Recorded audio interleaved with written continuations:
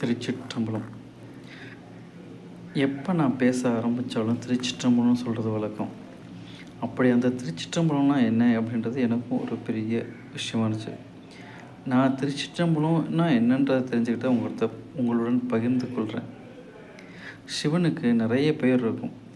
நீலகண்டன், பெருவுடையார், பசுதீஸ்வரர் அப்படின்ட்டு ஒவ்வொரு ஊருக்கும் ஒவ்வொரு பேர் இருக்கும். ஆனால் சிவனுடைய உண்மையான பெயர் திருச்சிற்றம்பலம். அதை நம்ம எப்படி உண்மைன்ற தெரிஞ்சுக்கணும் அப்படின்னா, சிதம்பரத்தில் இறைவன் அந்தணர் வடிவில் மாணிக்க வாசகர் சொல்ல சொல்ல திருவாசகத்தை எழுதியிருக்கார். இது நமக்கு தெரிஞ்சிருக்கும். நம்மளாம் முன்னாடி கடிதம் எழுதுகிறப்ப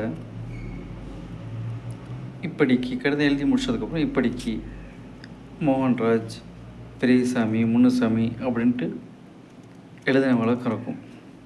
அதே மாதிரி தான் சிவபெருமானும் சிதம்பரத்தில் திருவாசகத்தை மாணிக்க வாசகர் சொல்ல சொல்ல எழுதி இப்படிக்கு திருச்சிற்றம்பலம் உடையார் அப்படின்னு எழுதி சிதம்பரம் கோவிலில் படியில் வச்சு வரலாறு.